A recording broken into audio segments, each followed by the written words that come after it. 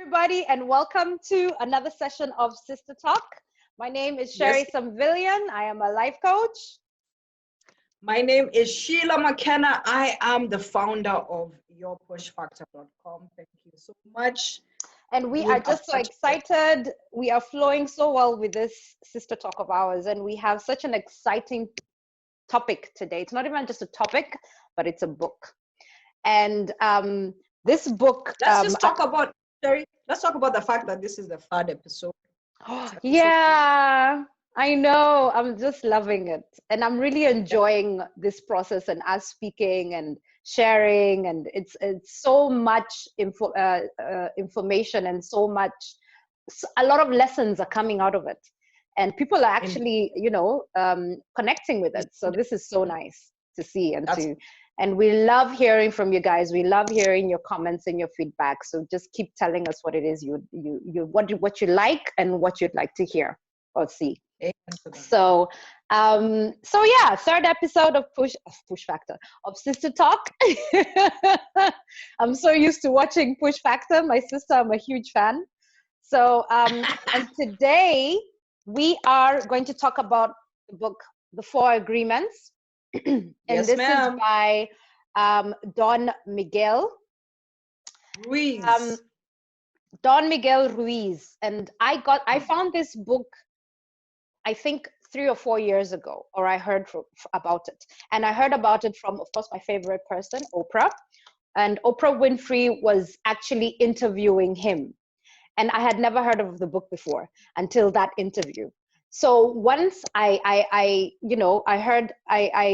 listened to what he was talking about and then just, read more about it, I was like, oh my gosh. And then 2 years ago, I bought the book and I read it. And this book has no other way, but it changes you because it changes the way you think. It touches you in such it's just it's too much. and I have to say that if it doesn't change you, it starts to plant seeds in your mind to consider the things that he is talking about. And they just make so much sense when you're ready for that lesson.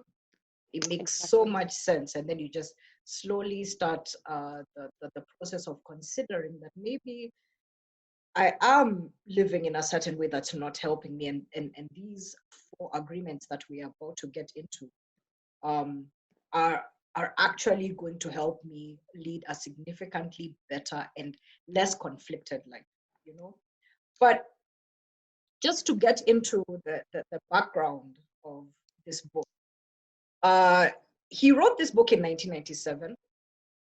And it has sold over 8.2 million copies in the US and has been translated in 46 languages worldwide. And it was a New York bestseller. It was on the New York Times bestseller list for over 10 years, which shows you that this is a powerful, powerful book. And it's not one of those hyped up self-help books. Yeah. There's a reason why the book is as popular as it is, and we are about to get into it today. And it's so interesting. I was listening to what Oprah was telling him. She was telling him, because it's a book to be read by actually anyone from any age, young or old. She said when Oprah started the school in South Africa, because she started like a high school in South Africa, that's the book she would give the kids once they enter the school. She would actually give them this book to read. That means anybody can read this book from any age, because as you're saying, it's a seed you plant in you, and it grows in a certain way because you're just thinking about it from time to time. And also because we were doing this, I read it again, and new things come up. Yes.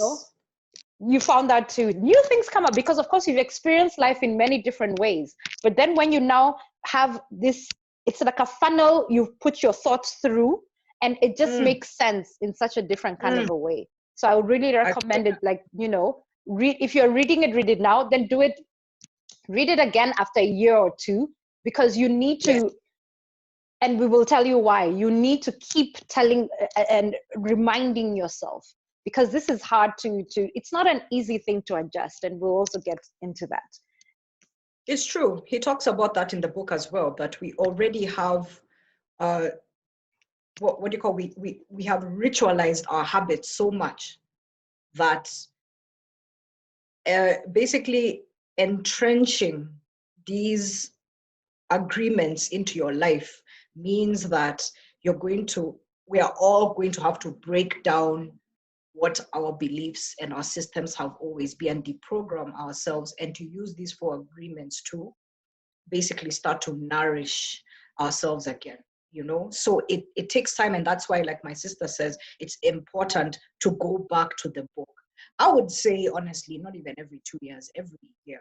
Every year. I know what you mean. I think sometimes things happen, some significant things happen in the year that you've had or that you're having. Exactly. Yeah. Like now. Oh, like yeah. now in 2020. Oh, yeah. The craziness that we're going through.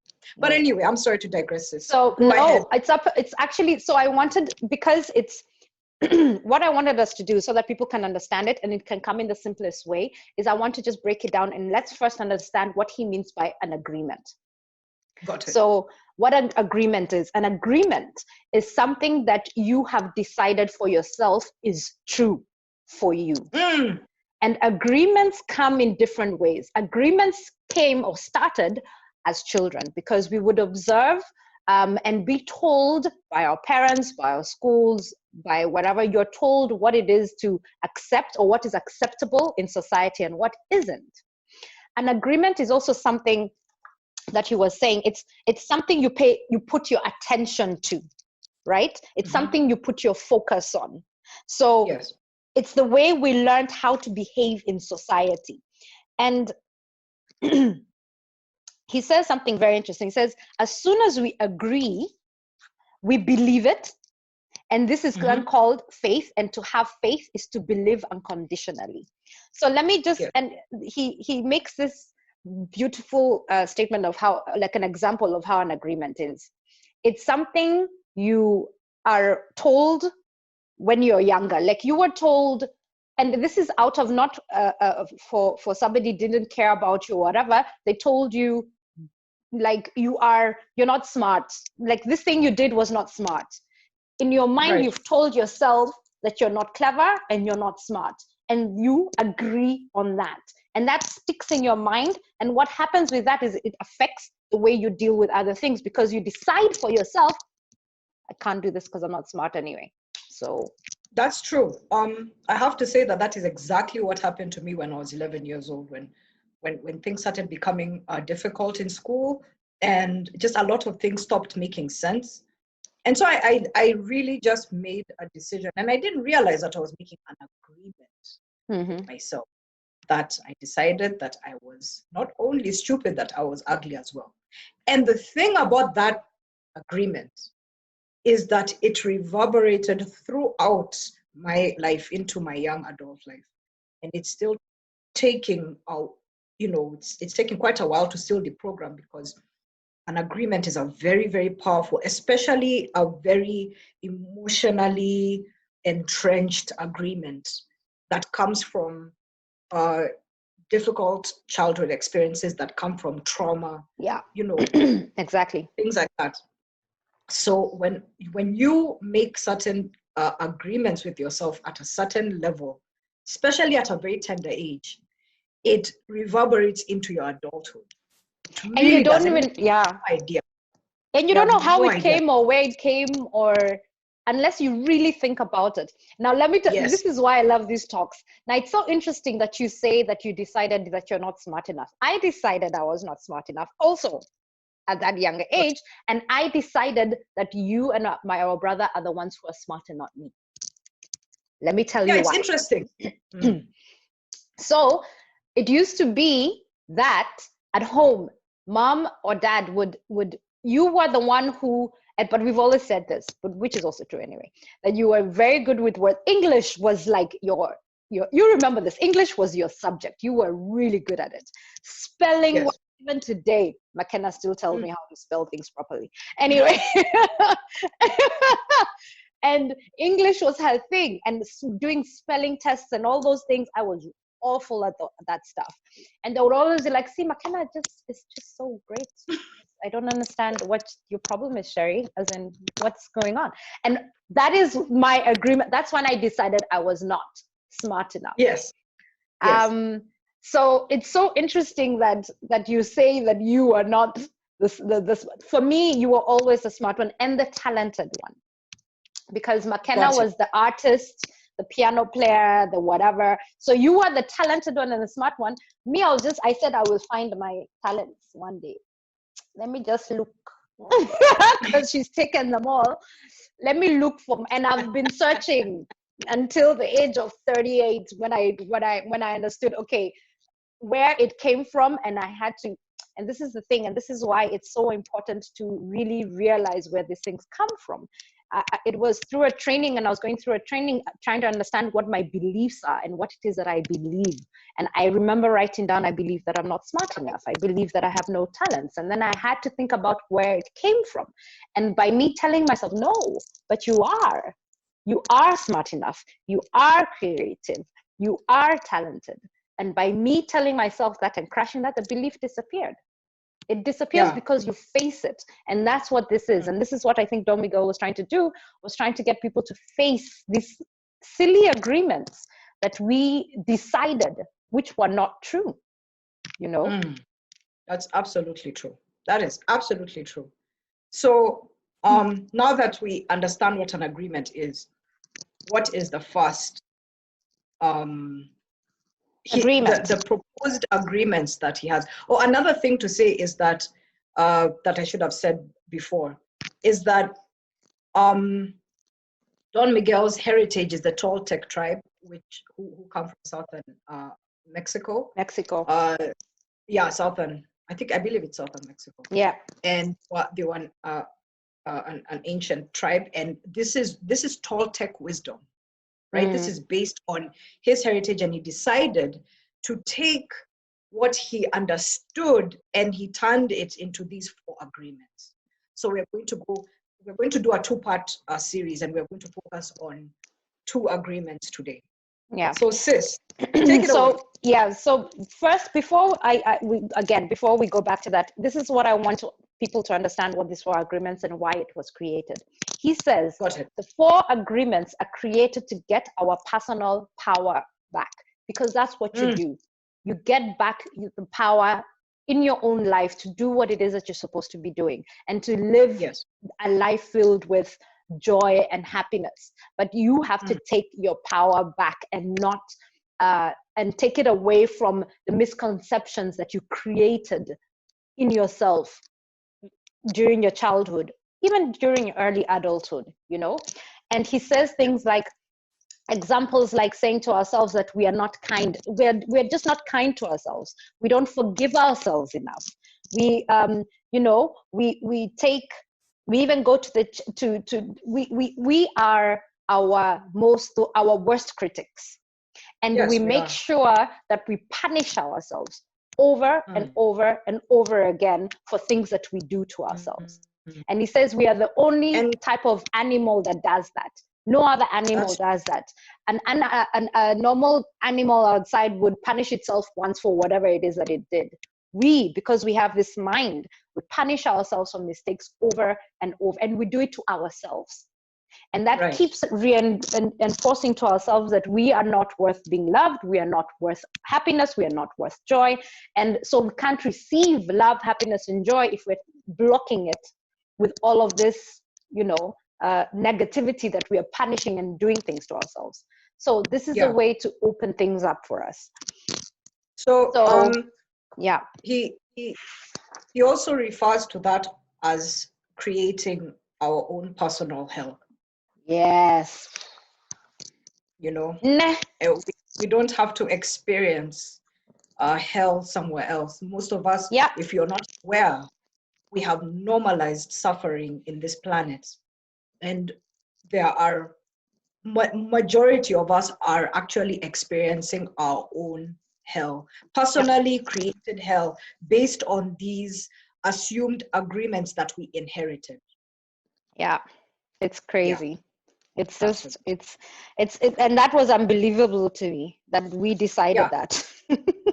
So, yeah. Well, the thing is, it's not unbelievable to me because when you are normalized into a system, yeah. and from being from a baby, Mm. right?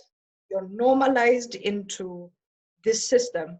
In the beginning, you're helpless and you're looking to these authority figures, your parents, or your caretakers, your teachers, basically everybody who is Your people friends. that you love, that you respect, that you admire, that you look to, that take care of you, Yeah.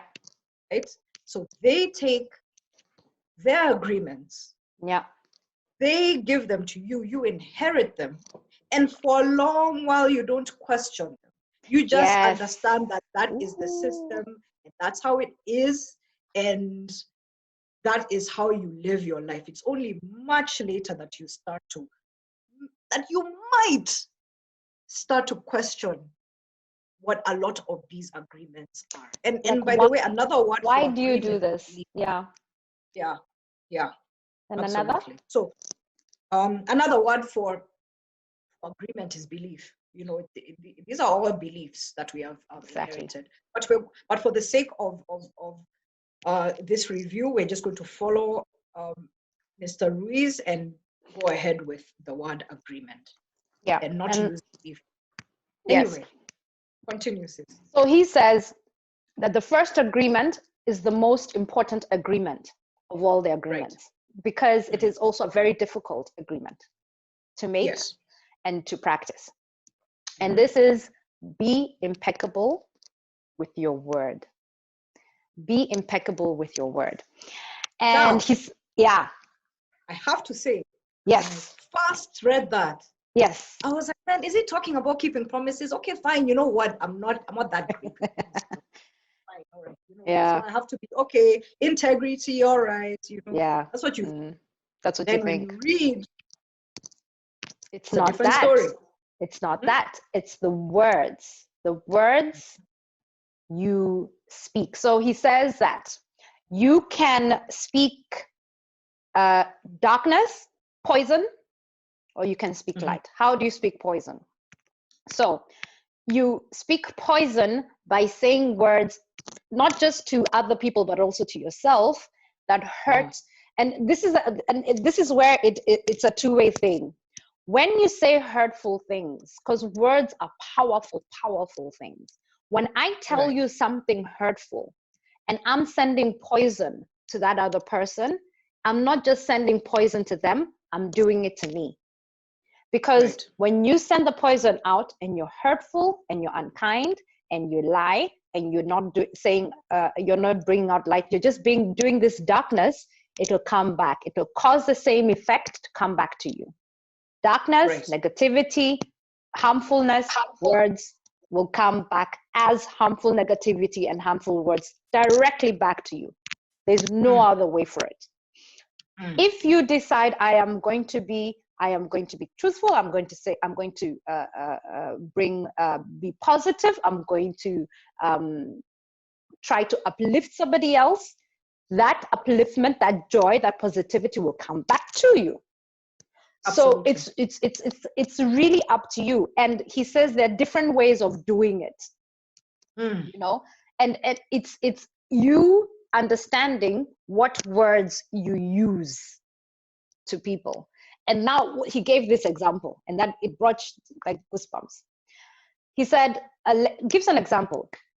A mom has a daughter, completely loves her daughter, has unconditional love for this child.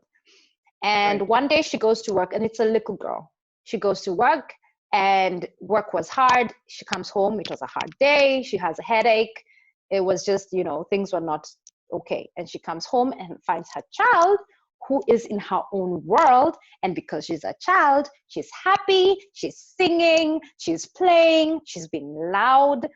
And because the child is in this world, she's just happier and louder. And what's happening is the mom who is having her bad day the loudness is giving her more of a headache and making her just uncomfortable. And truly, she also cannot take it, obviously, because she's been through a hard time. So she tells her child, shut up. Your voice is not even, you don't have a good voice. Stop singing. I can't stand it. Just shut up and go to your room. What does the girl hear at that age? She hears her mother telling her that she doesn't have a good voice, and she hears that what she's doing is wrong. Right. The baby girl at that time, when she's young, makes an agreement with herself that she has a bad voice. And she stops singing from then on. She's maybe 6, 7 years old. She grows up and just doesn't sing anymore, and even forgets why she stopped singing. But her mom was just going through a bad day. It was not through her, and it wasn't that she was trying to create anything negative. She was just having a bad day. But her words made a lifelong impact on her child without even her knowing. And that's what adults don't understand about the fact that children take a lot longer to process emotions than we do as adults. So I have to say that reminds me of a real life story that a friend of mine told me about when he was 12 years old. And I've told this story before, but I will always tell it because it left such an impact on me. Yes. He was telling me a story about this time when he was much, much, much younger. He was 11, 12 years old. Wow. And he came home from school one day and he was really excited because he wanted to tell his mom what he wants to be, right, when he grows up. And he goes home, he finds his mom in the kitchen and he's excited and he's like, Mom, I know what I want to do when I grow up. And she's like, really? What do you want to do? And he says, I want to become a doctor. And the mother looked at him like, son, that's never going to happen. First of all, you're lazy. You're this, you're that, you are unfocused. Do you know what it takes to become a doctor? And the way you're always watching TV all day, you might as well forget it. There is no way, with the kind of attitude you have and the kind of personality you have, you're incapable of becoming a doctor. That's not going to happen. Think of something else. But those are for serious people. It's not for people like you who like to play around, right? And that was that. That killed his dream completely. And it's funny how, as adults, we remember those stories and we don't even realize that those things that impact us like that, the way that little girl decided that I have no singing talent whatsoever, it never occurred to her that her mother was simply saying, or where that was coming from. And it was just coming from her being irritated that day. She had a bad moment. Exactly. She was just having a very, very bad day. And she was talking from, you're irritating me right now. Yeah. Your singing is bothering me right now. But she decided to make an agreement with herself that I have no talent, I cannot sing, and when I do, it is the most annoying thing, so I'm never going to do it again. I'm not going to do it. There. Yeah, and that kills it. And that's something I take, so especially when I read that, I was like, oh my gosh, what I tell my children. So when I am also irritated or whatever it is, I say, okay, I am tired today and I can't. Right. And you just need to give me a break. Yeah. Just try to, what I also understand, and this about your niece and nephew, they're very emotionally smart. And when you talk to them and explain to them something, they understand. They have no problem understanding what it is that's happening. My littlest one will just look at you and give you a hug, but but at least and then move along and still scream.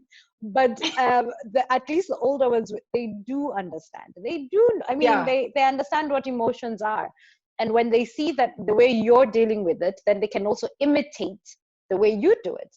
Then they can come and say, okay, Mom, today I'm just tired from school. I can't deal with you anymore. Your high-pitched voice is killing me. Right. I will do my room later, just not now. Right. Got it. You have a form of communication where nobody's hurting somebody else's feelings. Because I think that's what it is. You say words and you think it's just words, and it isn't, especially for loved ones. It's not just words. Words build and words destroy. Words build and words destroy. Absolutely. And he was talking about the worst poison. Sorry, just hold on. What I wanted to say about that, especially when dealing with children, although I'm not a mother, but I was a child once, and being a child once means that I know, I remember certain things and how, based on those experiences, how I would want to communicate with my children. And you're not always going to get it right. Yeah, obviously. There are times you're going to lose your temper. There are times when, but yes, that's true. We are human. We are not perfect. Yeah. However, talking to your child afterwards and saying, listen, this happened on this day, and I did not mean to hurt your feelings if that's what happened. Right? I was in this place, I was in this mood, and I'm really good, and I apologize if I acknowledge what I did, and I apologize if it hurt you, and I'm going to do my best next time to not just spew, poison upon you. Yes. Yeah. Just trying to mitigate it instead of just leaving it to fester. Because a child is, people don't understand how emotionally intelligent children are, but they are. And when you explain something to a child, especially a child you have a very good relationship with, they will understand that mom, dad, these are human beings. They make mistakes, and I don't have to always take it personally. They will always take it personally. That's the thing, though, about kids. They will always take it personally. But we can talk about it. Absolutely. That's true, because that is part of being human. You're not going to get it right. You're not supposed to always get it right. It's not always going to be perfect, but it's all about healing something as if the more self-aware you are, the more responsibility you're going to take with the words that you use. Yes. Because the kids, and I remembering a lot of the words my dad or my mom said. Yeah. Our parents. We always remembered, if it was a negative thing, you always remember. And that's the problem with the children. They will always take that thing, the negative thing, and then they will put it somewhere and store it and use that. And I don't know why we have this. It's like a human psyche where we always take the negative, and we because it made us feel so sad, because of course the memories that we have most are the ones where we had the most emotional experience. And because that emotion, the intensity of that experience was so negative, that's what we remember, and that's what we keep in our minds. So, and that's why we make it an agreement. That's what we keep in our minds. That is, and based on those agreements we keep, that is where we create our story from. And then we live the rest of our lives telling that same story over and over again. And punishing ourselves over and over again. And then it starts to fester into other things. Yeah. And then we take that and we project it into the world in the most negative way. And then we receive negative experiences based on whatever you give out, you get back, right? Yeah. And so you were talking about the worst poison in the world. Gossiping. Or the worst poison. Yes. Gossiping.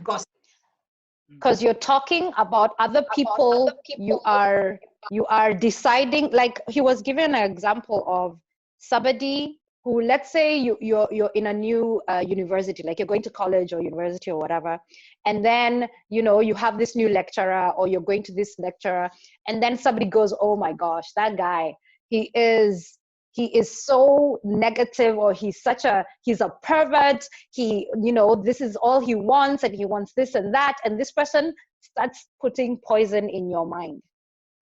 When you go to that lecture and meet this person, are you truly saying you will listen to what it is that they're telling you, or are you going to filter it through the poison that you've heard from somebody else's, what they've decided this person is? And you also don't know where that message came from. This person's experience, whatever it is, or whatever motive they had, whether this information is true or not, you don't know what their motive is. So by you taking that information and using it to affect your perspective, that's the poison that that gossip creates, you know. And this is, gossiping is obviously never a good thing. And I remember this because I know this because of my own personal experience of people coming to tell me things about other people, and then me using that information. They're like, you know, you need to talk to her. She did this, or they did that, and you know that was not right, and and we just need to talk to her because it was not okay. Then I go to that person stupidly and not thinking about it, and I go and I say, you know, this was not right what you did, and they're like, what are you talking about? You know. And then when you hear that other person's side of the story, you're like, I looked like a fool because I listened to somebody else's crap instead of telling this person, hey, that's your experience. That's what happened to you. I am sorry. That's not my experience. I will talk to this person in an open way because it's not happened to me. Right? And when it happens to me, I will deal with the person directly and clear it directly. That's what gossip does. Yeah. And the thing is, we love to indulge in gossip. By the way, I have to say, that was a brilliant point, sis. I have to say, preach. That was brilliant, because most people don't consider that when somebody is telling something to you, that they have their own motives for why they're telling you that thing. Right? And then you take it as a gospel truth, and you go and you formulate your own opinion. No, actually, you don't formulate your own opinion. You formulate an opinion based on what this person told you, especially when this person is. But everybody has their motive. Everybody has their reason. It's important for you to be objective, to not just take something as gospel truth, right? Yeah.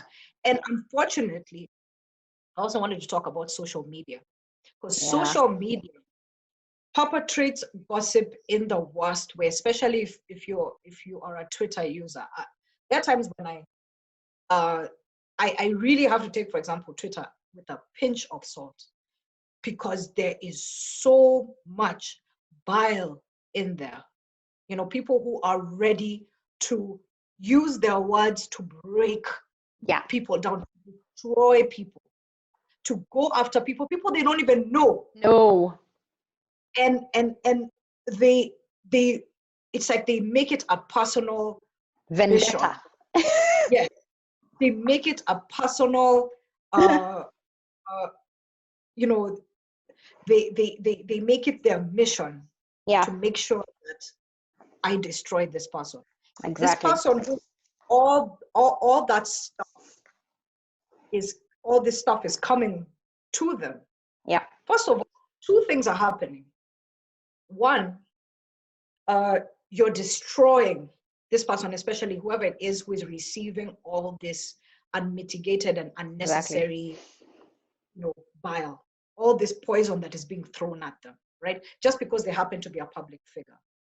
That's what's happening to that person. Now, but what's also happening is the people who are doing the gossiping, the people who are doing that stuff, they have the least emotional intelligence, because they don't understand that there are consequences to their actions. I saw the look on your faces. I don't know. I did I sound a bit judgmental? No, because it's true. I don't mean to. It's true. That's why I did that, because that's like hitting the hammer on the nail, man. It's the nail on the head. It's exactly that. Yeah. Most of them, and let me not even say them, because in one way or another, each and every one of us has participated in gossip.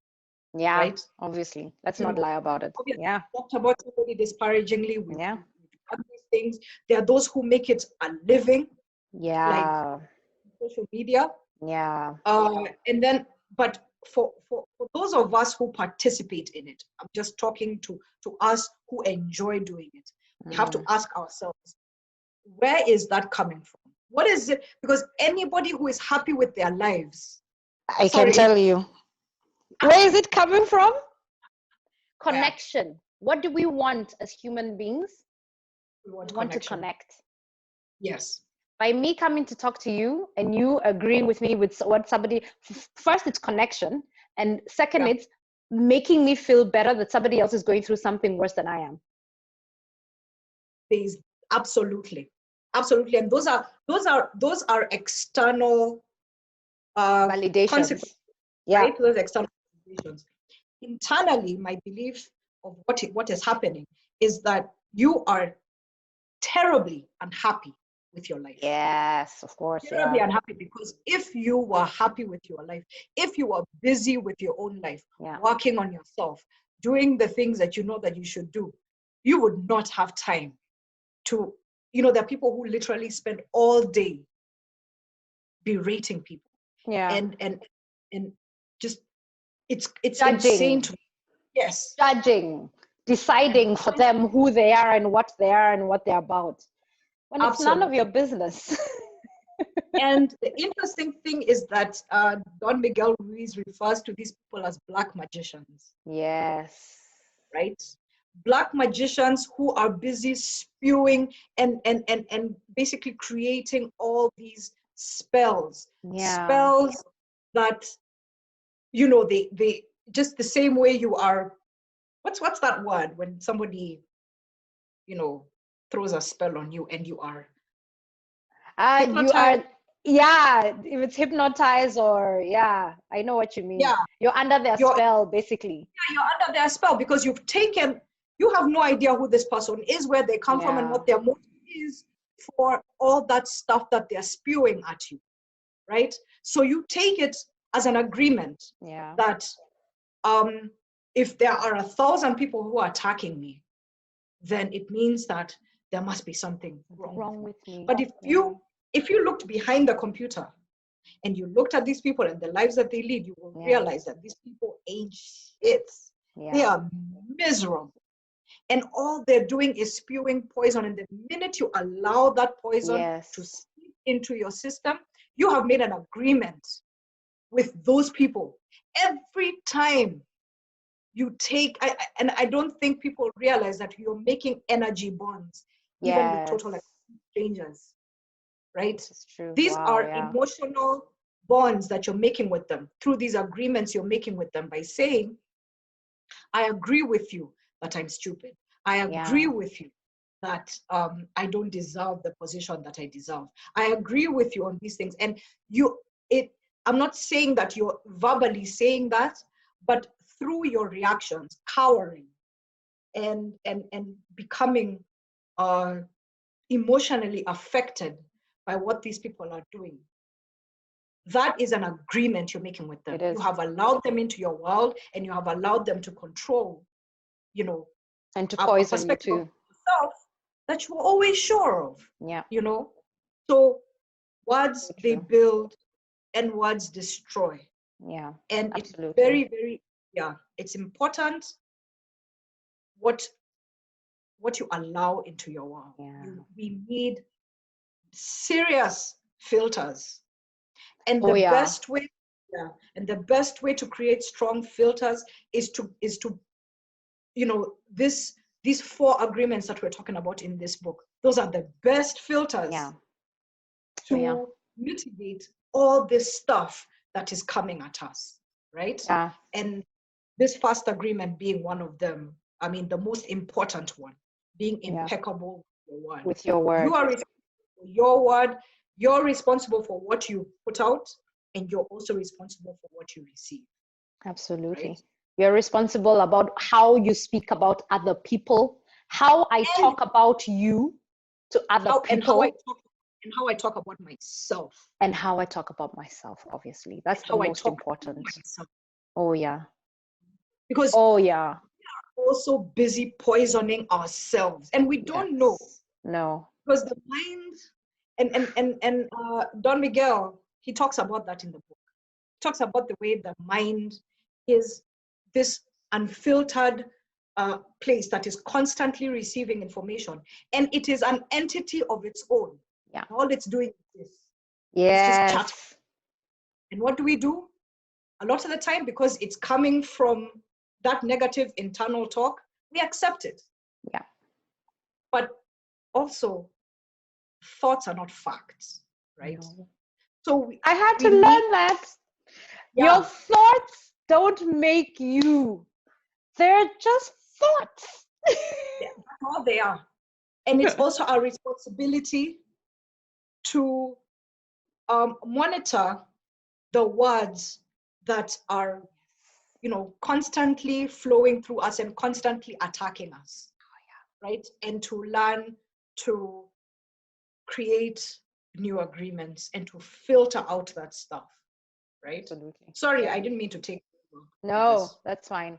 Now we'll have to go to the second agreement quickly, but I think that's the most important thing we've learned about be impeccable with your word. It's not just being impeccable with your word about telling other people, it's what you tell yourself. That is one of the most important things. Just try to be aware. What am I telling myself? Am I always telling myself that I'm dumb, I'm stupid, you shouldn't have done that, you're ignorant, you shouldn't have, you are not, you are whatever? Is that what I keep telling myself? Or do I try? Have you ever looked at yourself and you said, you know what? You are lovable, you're kind, you work hard, you look good today, you look happy, you are smart. Do you tell yourself, do you really look at yourself in the mirror and tell yourself those things? Because for me, once I started telling myself those things, that was hard in the beginning. It's so hard to look at yourself and tell yourself those things in the beginning, but it's only because I programmed myself wrongly with so much negativity. But the more I told myself these things, the more I added positivity and light into the words I'm telling myself, then I believed it. And then things changed. Because positive words, they create, they empower, it's basically about building. That's what positivity of words does, right?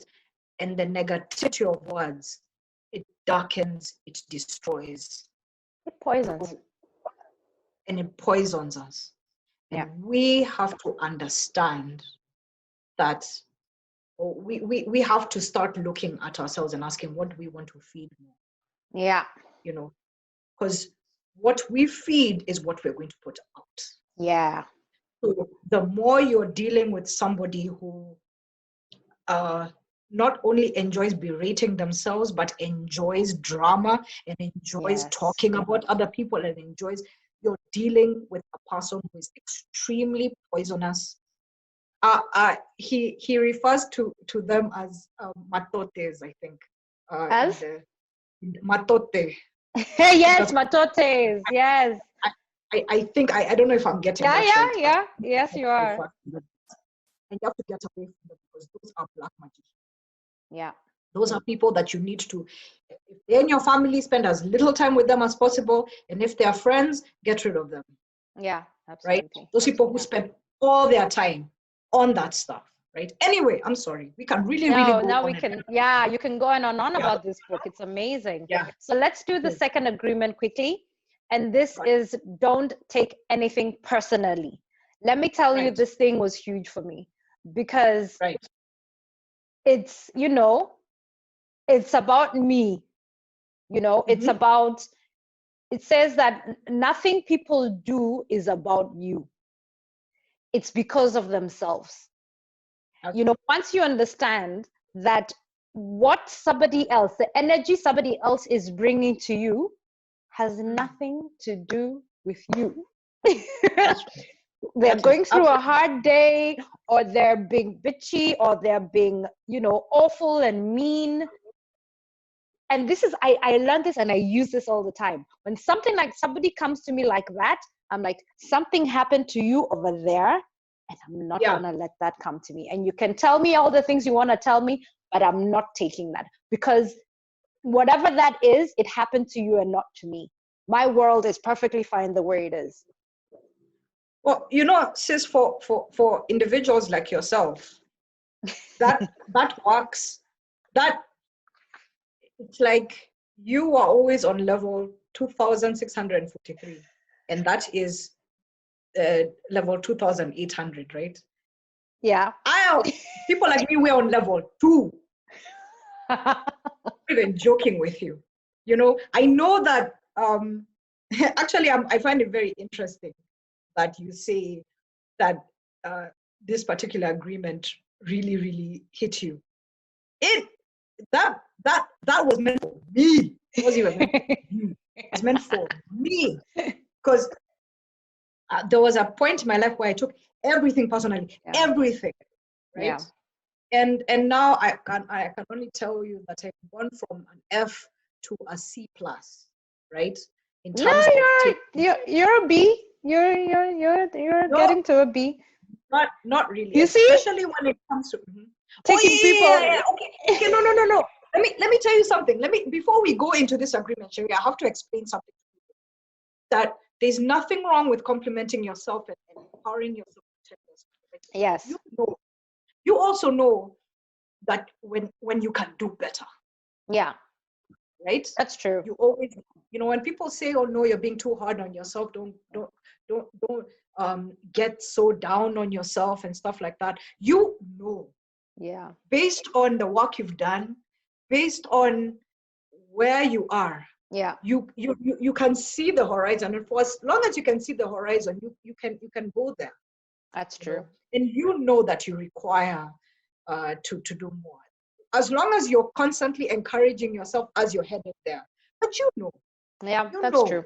This is true. There's more for you to do. So the don't take it personally agreement for me is one of the most impactful in that book, because you're right, the way you've said it, says it's not about you.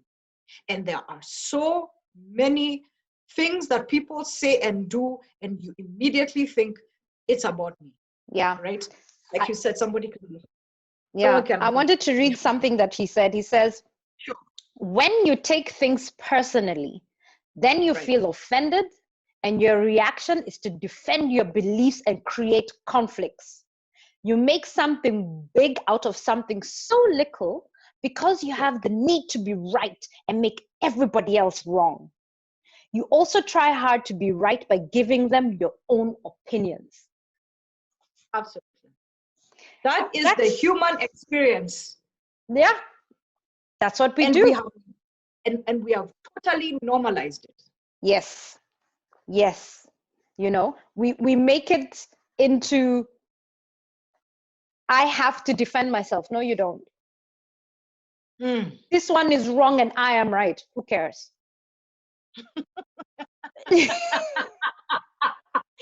No, because look, no, truly, if we're gonna do that, if we are going to fight because I am right, I am not here to change your mind and to change your beliefs for you. That's your job, not mine. My job, no, seriously, my job is to deal with myself. And that's what we were talking about in the beginning, you know? Deal with yourself. Why are you dealing with other people and trying to change other people's minds about what it is they think? Let them have that misconception themselves. If they want to know the truth about you, they will come and ask you, and they will take the time to find out what's up. If they want to be offended by you and take things badly for what you said, that's their right too. Let them do that. But if you really want to try to understand somebody you care about or somebody you love, you will take the time to come and speak to this person and try and understand what's going on. But me trying to change your mind, no. That's a waste of my time. I'm not gonna do it. It's exhausting. I have other things to do. I do. So this is why I said it changed things for me, because I was like, I've been wasting my time. Yeah, absolutely. It's a full-time job trying to work on yourself, and now you want you know, Additionally work on others? No. absolutely not. And No. I have to say that I am the queen of taking things personal. I am. I am. That It's good. that Own part your is stuff, man. Own it. absolutely, absolutely. But for as long as I am aware of that, the Yeah. fact that my issue is that I get defensive, and so I have the need to often. I Exactly. feel that I need to defend myself, so I attack, right? Because I've Yeah. decided that I have no idea where this person is coming from Mm. when they've said what they've said to me. Like you said, you don't know what their motive is, you don't know what their agenda is, but you just decide, you know what, you call me stupid, and you don't even know who this person is, and they've called you stupid. What? What did you say to me? You said I'm stupid? Well, you know what, let's get it, And here's the thing. If you are on a level where a complete stranger can make you angry, then you have a lot of work to do Yeah. on yourself. Yeah. Because there are many, like Miguel says, there are many black magicians walking around. Actually, let's call them what they are, demons. There are many people who are possessed by demons walking around doing everything they can to invite you to be Be a a part demon of like the me. misery. Let's Yes, be in this they're, negativity together. exactly. They're pulling you in. Every time Yeah. you get into a fight with this person who has created Yeah. or made this assumption of who you are, and then you're like, you know what? I can't believe you said that. When you take something personally that somebody has said to you, it means that there has been a part of you that has been secretly agreeing with that thing. So the fact that they've said it, because if it didn't, if a person calls you stupid and you've never thought of yourself that way, you're going to look at this person like, what is wrong with this person? What problems do you go through that you think that I'm Exactly. stupid? I'm You know? right. Yeah, Yeah, yeah, I'm so sorry for you if that's what you yeah, think. That's that's true. okay. And he was taking it also in the level of relationships, taking things personally, especially when you're in relationships, because these are the people you really care about, and you want them to understand you fully, or you expect them to understand you and to get you, and you can take things and that's why you get so hurt when things go bad, or it's a bad relationship, and instead of, and we take it in, and that's why I think it hurts us so much, because we expected this person to understand us and to see my point of view, right? And when That's they true. don't, we take it in and we can turn it, and especially if it becomes a breakup, you take it, there must be something wrong with me.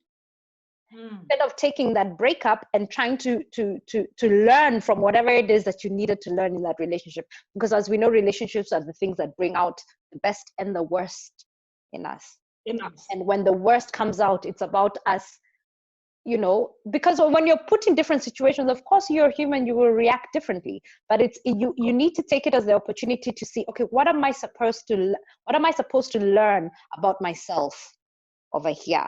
I'm supposed to learn something. I'm not listening to this person, or I'm maybe giving a different vibe, and I need to be aware.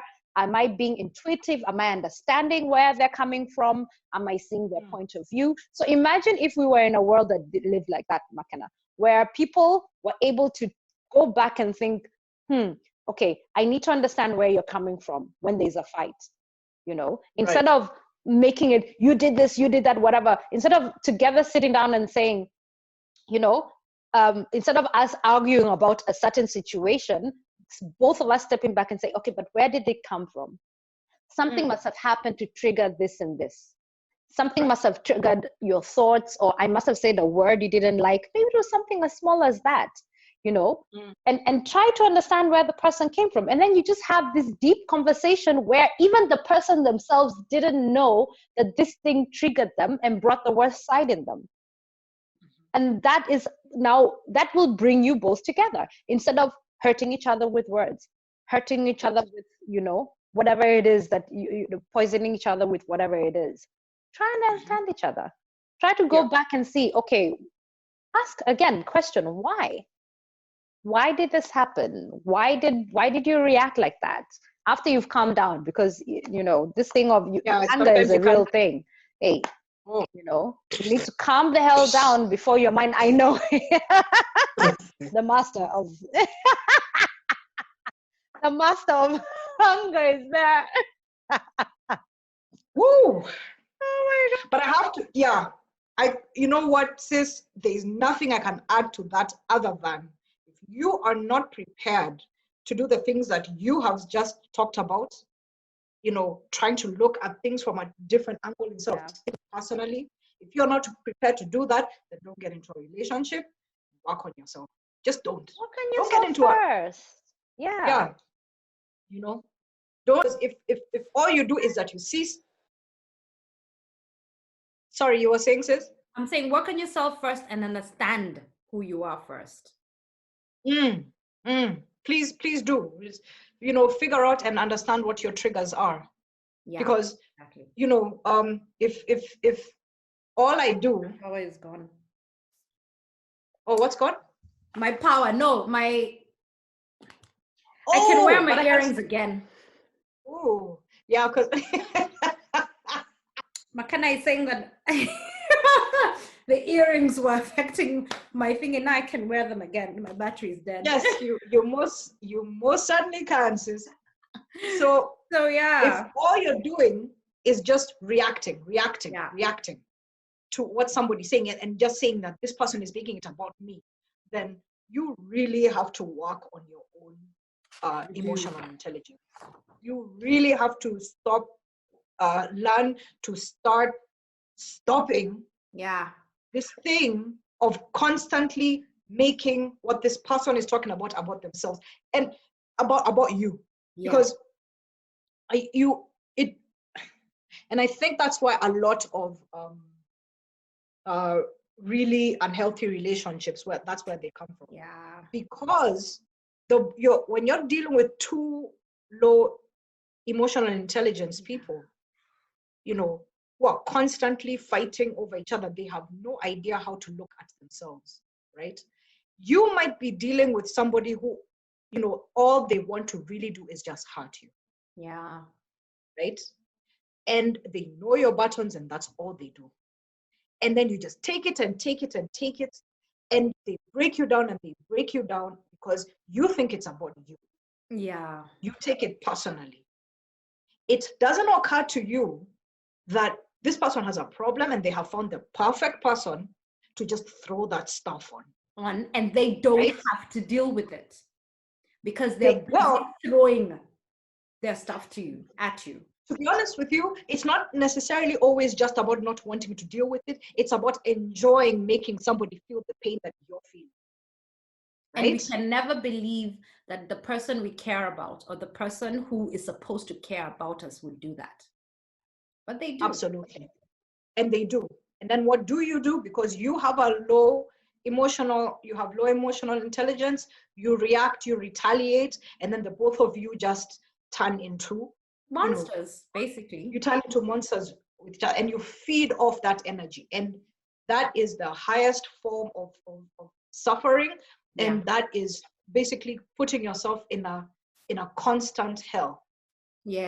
It's like shooting up heroin, or shooting up cocaine or whatever it is, I don't know which one you need to shoot up.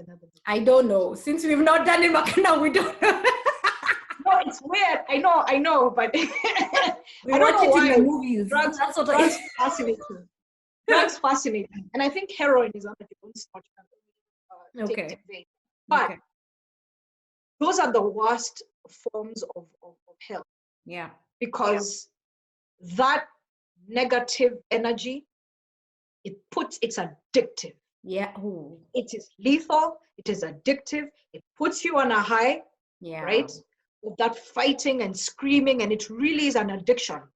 It's a biological, it's a physiological thing where your body is expecting you to stress me out as your boyfriend or your girlfriend or your husband or wife. Like I'm expecting it. Feed me. Yeah. Feed me the stress so that those hormones that I crave can come up and we can get to fighting, right? It is an addiction. Yeah. It is a hell.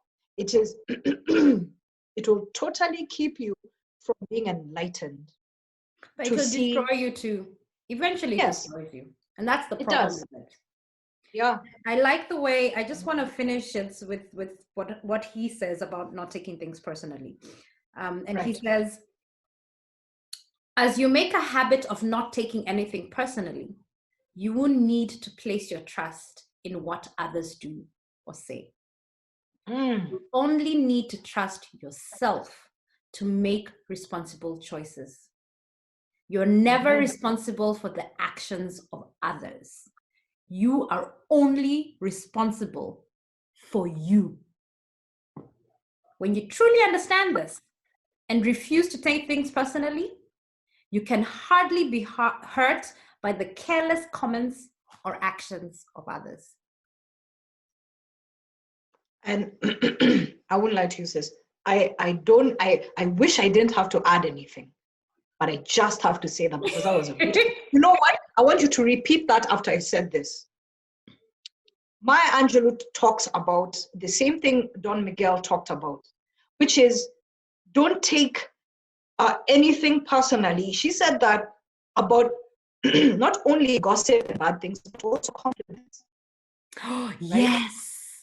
Even the good stuff. Yes. Don't take it personally.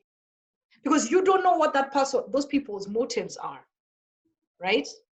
Because people build you up, and the next thing they're going to do is break you down, and you are so propped up by your ego of these people admiring you. Yes. And you do not understand that there is a personal reason why they're doing that, because they are probably so voided in their lives. Yes. And they are looking to you for, they're living their lives vicariously through you, right? And here you are thinking that, you've put yourself on a pedestal because they put you on a pedestal, but that same pedestal can't be kicked down, right? So whether it's good or bad, take nothing personally. And that's why I wanted you to repeat that quote. The whole thing? No. Yes.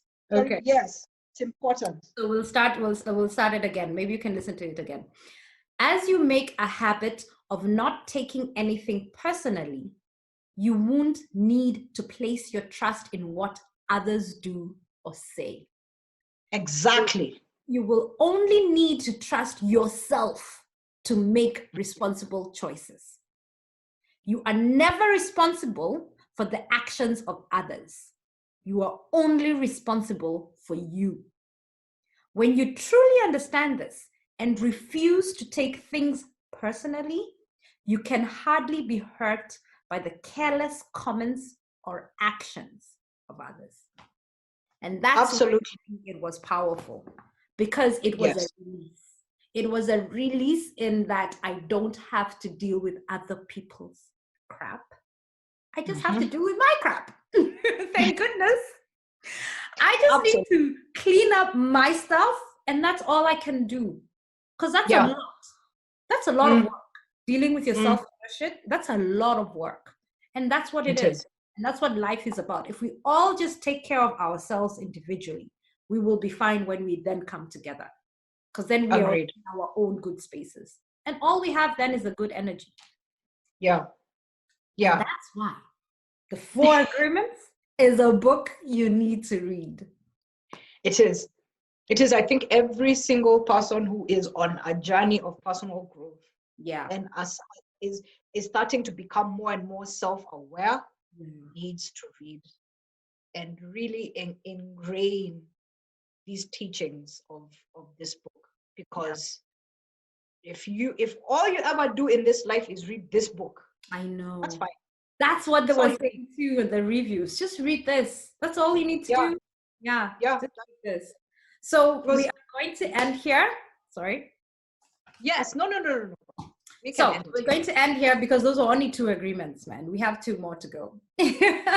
And we'll do that in the next episode. But thank you so much for, you know, taking the time to watch this and to listen. And we hope we have planted some kind of a seed in you to you know, help you question a few things about yourself and look more within than without. So we look forward to seeing you in the next episode. And, you know, subscribe, tell us what you thought about it. Have you read the book? What did you think about the book? And let's just share it together. Absolutely. And we will see peace, everyone. Next episode. Bye-bye.